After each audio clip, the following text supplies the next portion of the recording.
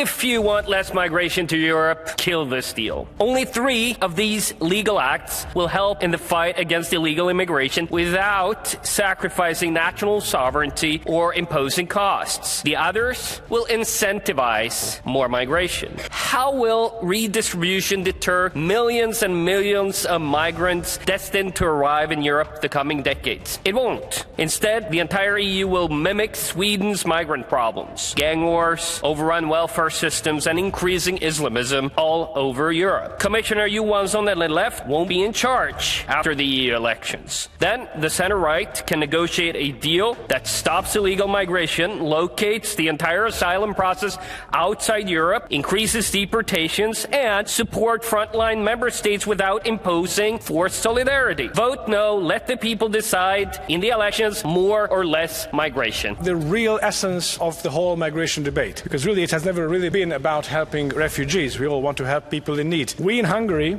haven't given up. This debate, however, in its essence is about whether or not we're able to preserve our European identity, our way of life, norms, culture and traditions. The promotion of mass migration threatens all that. It is in reality a social transformation project that is imposed upon the European people without, in most cases, ever asking them about their opinion and consent. Illegal mass migration leads to the disintegration of society. It breaks down European norms, it destroys public security. The first signs of that horrible disaster are already visible in many Western European cities. Think of just France, for instance, and the brutal, horrendous murders that have become part of French life. Public safety is deteriorating. The state is losing control. Public authority is slipping out of its hand. The Hungarian people have been asked about this issue and they have repeatedly rejected illegal mass migration. This is why we firmly reject this pact. Uncontrolled immigration, inadequate integration, and a misguided dogma of multiculturalism have proven a toxic combination for Europe over the last few decades. I'm not the first to point this out. In 2010, Angela Merkel gave a speech in which she acknowledged that multiculturalism had utterly failed. And then French President Nicolas Sarkozy and British Prime Minister David Cameron echoed similar sentiments shortly thereafter. Multiculturalism makes no demands of the incomer to integrate. It has failed because it allowed people to come to our society and live parallel lives in it. And in extreme cases, they could pursue lives aimed at undermining the stability and threatening the security of our society. You can see it play out in the streets all over Europe, from Malmo to Paris, Brussels to Leicester. It is 13 years since Merkel gave her speech, and I'm not sure that very much has changed since. If people are not able to settle in our countries and start to think of themselves as British, American, French or German, then something is going badly wrong.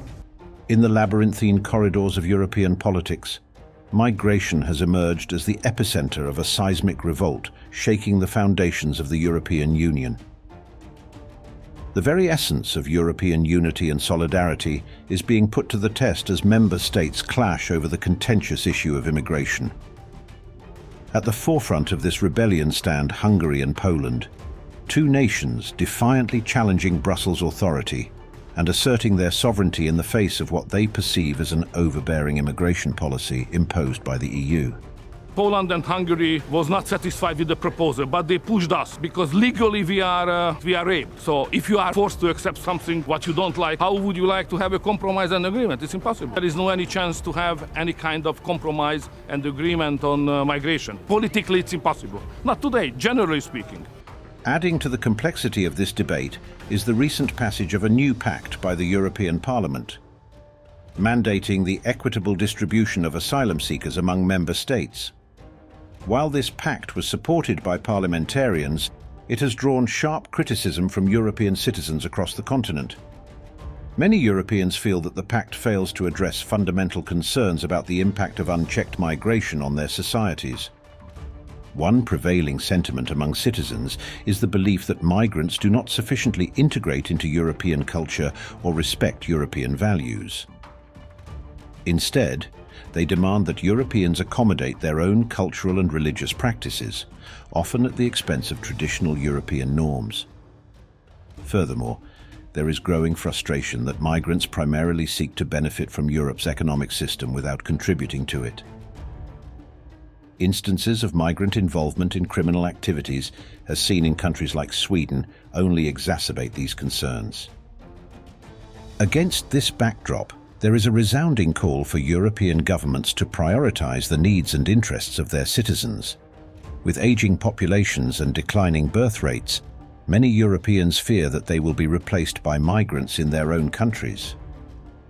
Governments are urged to support policies that promote native population growth and economic prosperity, rather than prioritizing the accommodation of migrants at the expense of their own citizens' well-being.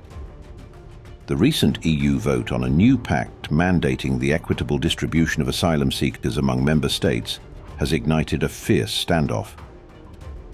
Under this pact, any member state refusing to accept its allocated share of migrants faces hefty fines, a prospect vehemently opposed by Hungary and Poland.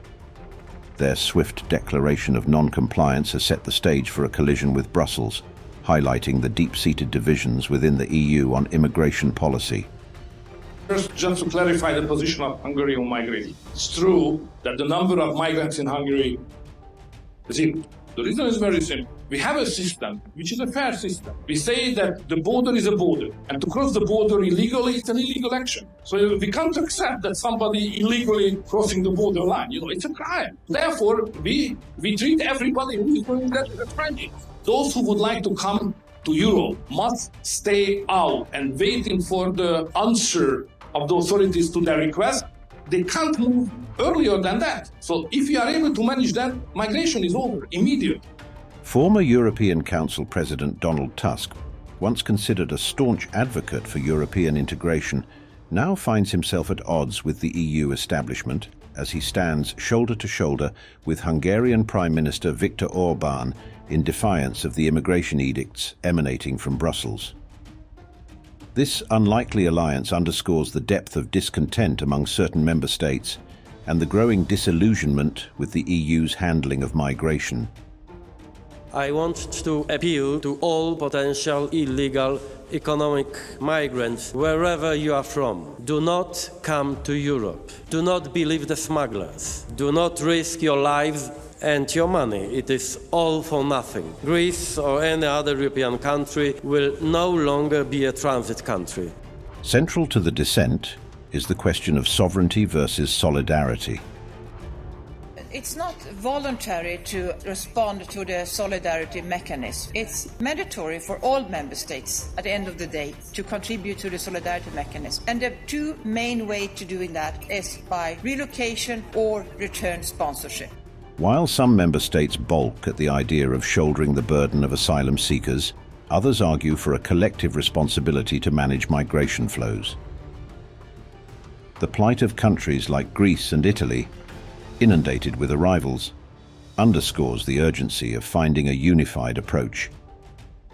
However, the lack of consensus among member states only serves to deepen the rift within the EU and threatens to undermine the very notion of European solidarity. Ultimately, the revolt led by Hungary and Poland against Brussels is not merely a clash of ideologies, but a manifestation of the profound challenges facing the European project.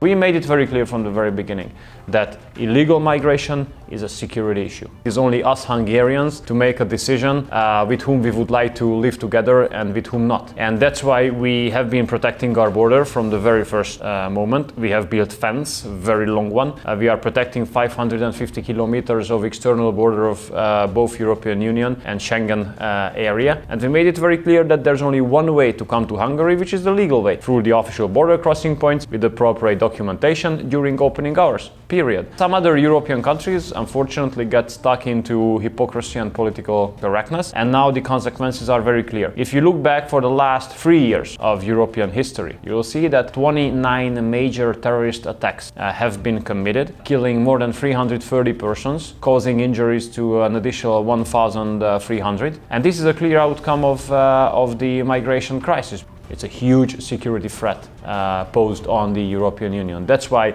we think that the protection of the external border of the European Union is the #1 issue. As the EU grapples with the fallout from this rebellion, the fundamental question of unity versus division looms larger than ever. casting a shadow over the future of European integration and laying bare the fragility of the EU's immigration policies. If you found this analysis insightful, don't forget to give it a thumbs up, hit the subscribe button, and share your thoughts in the comments below. Your support keeps us motivated to bring you more engaging content. Remember, stay informed, stay engaged.